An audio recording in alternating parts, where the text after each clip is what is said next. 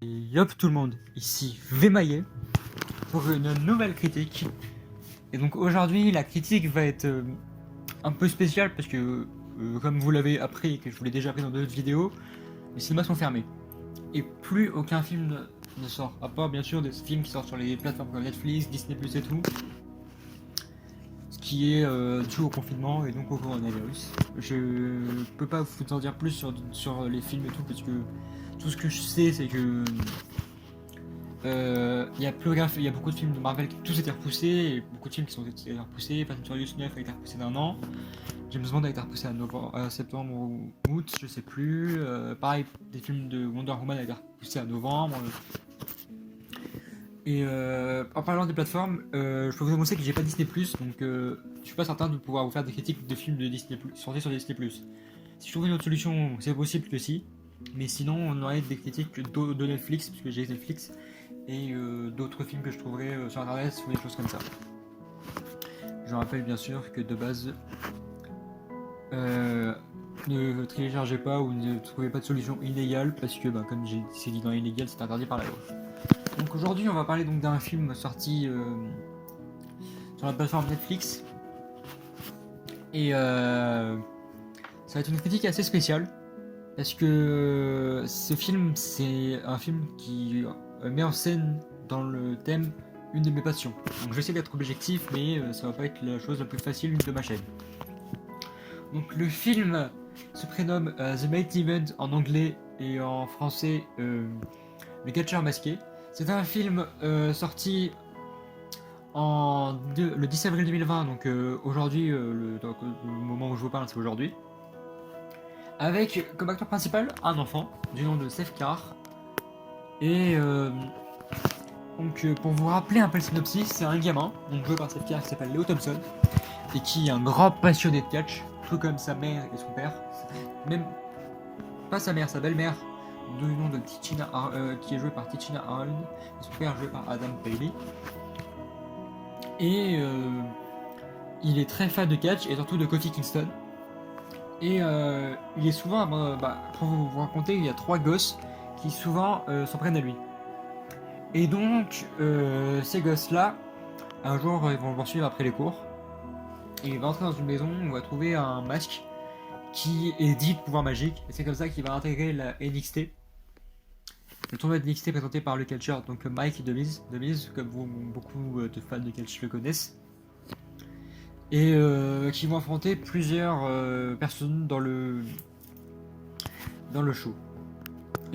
Et en fait, je parle de la belle-mère parce qu'il a plus sa mère, qui est jouée par Donna Benedicto dans les peu d'images qu'on a. Parce que, à moins, je sais pas vraiment si c'est elle comment qui le joue, parce qu'on n'a pas trop de vrais acteurs à part des images. Elle a quitté son père et eux-mêmes, et ça met un peu de la tristesse chez son père qui n'arrive pas à en parler à son fils, ce qui donne des relations un peu bizarres. Et la belle-mère est plutôt proche du fils, sachant que la belle-mère, quand on regarde les images, elle a l'âge du père, donc c'est pas trop cohérent. Mais niveau incohérence, c'est un truc qui est l'antenne du catch, donc il y a énormément d'incohérences si on veut parler d'incohérence.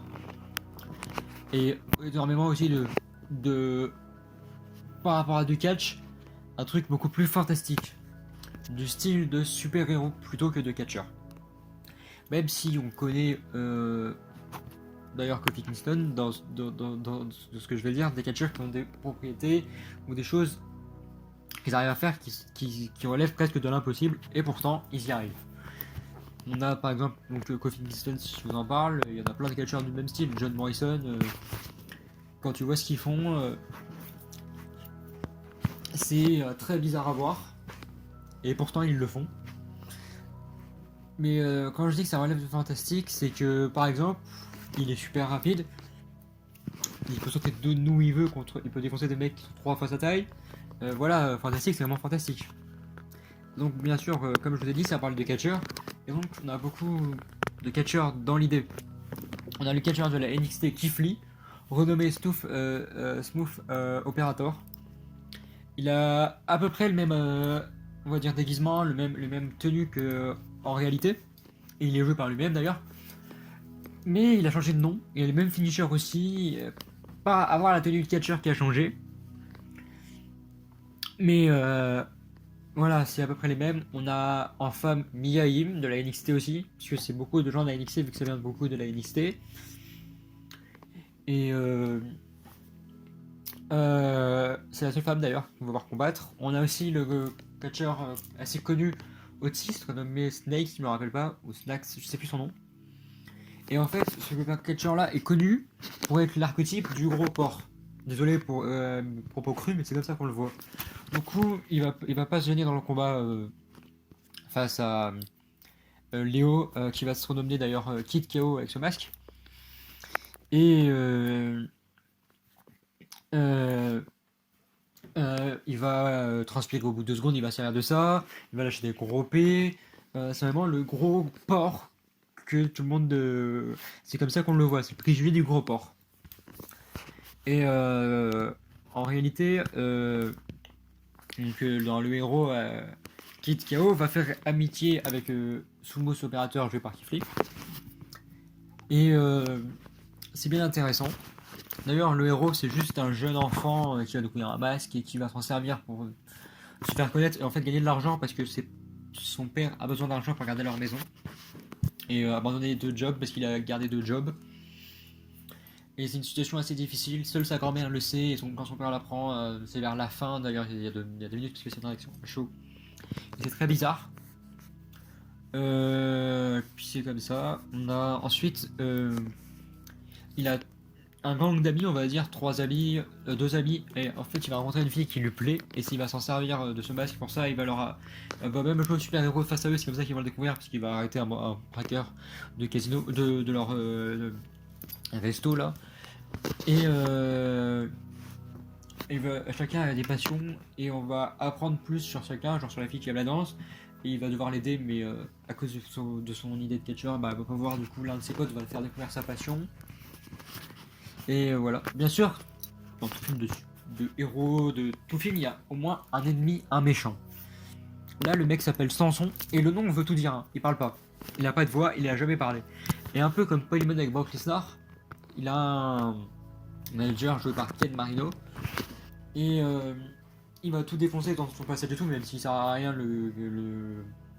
Et c'est le mec, son manager, mais c'est lui qui va découvrir que Léo c'est un gosse.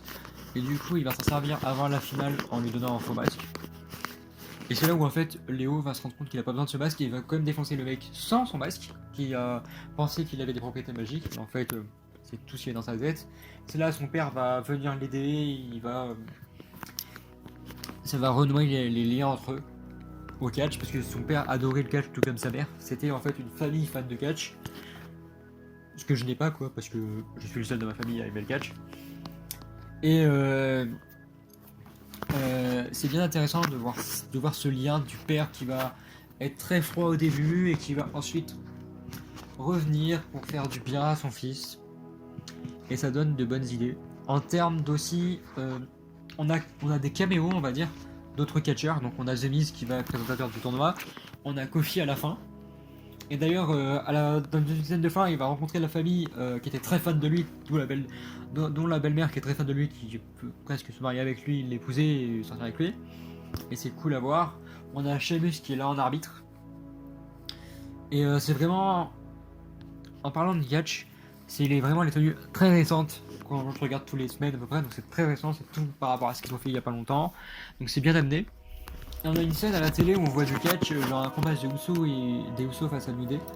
Et dans cette scène-là, c'est aussi des images très proches, des images de combat.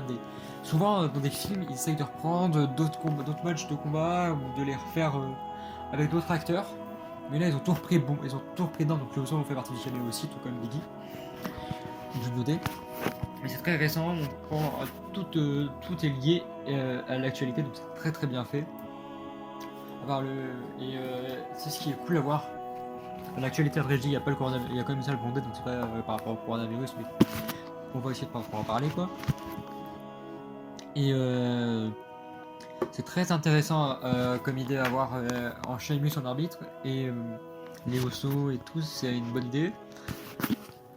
On a ensuite, comment dire, et ben il va, comme c'est un gosse, il peut pas combattre à l'NXT parce qu'il est gagnant, il devait gagner 50 000 € et un contrat. Du coup, il va offrir à Kiflis, Boss Operator, son contrat, donc c'est un truc très sympa et ça montre leur amitié au fil du temps. Et on découvre même qu'il je regarde pas trop l'XM, je peux pas dire si ça vient de la réalité ou pas, mais à mon avis oui, que ce mec là est un bon chanteur et qu'il va s'en servir. Et c'est un bon divertissement réellement sur le catch et tout. On a les couleurs d'allonge, on a des sortes de petits métaphores.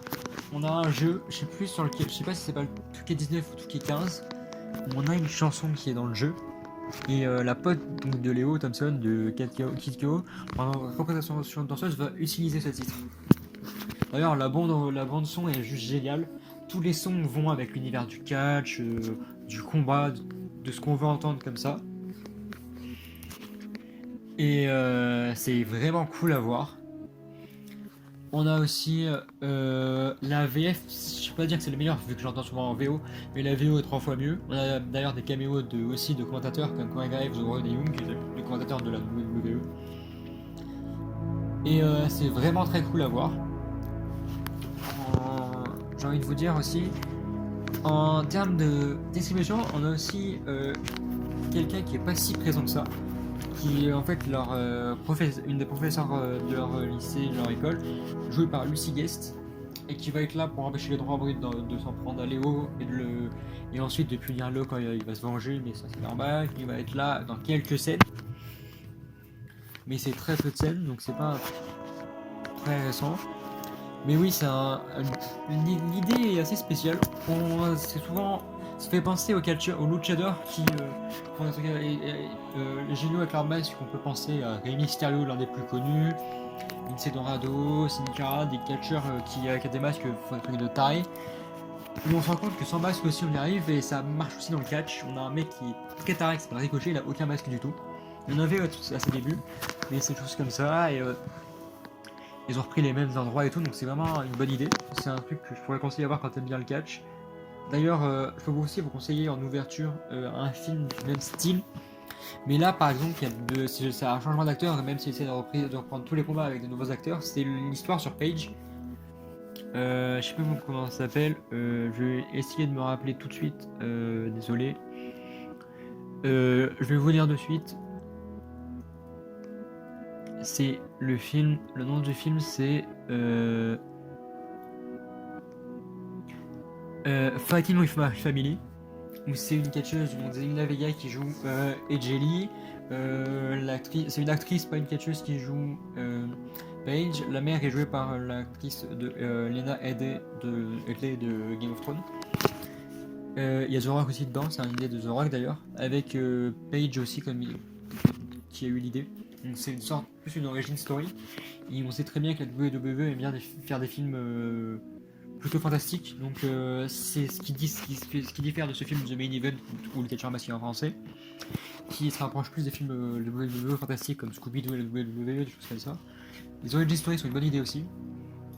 En tout cas, ouais, ce film, en reprenant Main Event, il est à voir, oui, si t'aimes le catch, tout comme le film du coup Fighting with My Family. Et dans ce film-là, ce qui est bien, c'est que vu que le catch, il y a beaucoup d'acting, on va dire, ça va très bien avec l'idée. Parce que c'est tout ce que les catcheurs font, ils font de l'acting. On va pas se cacher, ils adorent faire de l'acting. Donc, en tout cas, c'était Vmaillé pour une nouvelle critique. N'hésitez pas à liker, vous abonner et donner votre avis en commentaire. Et je vous conseille bien sûr The Main Event. Et ciao!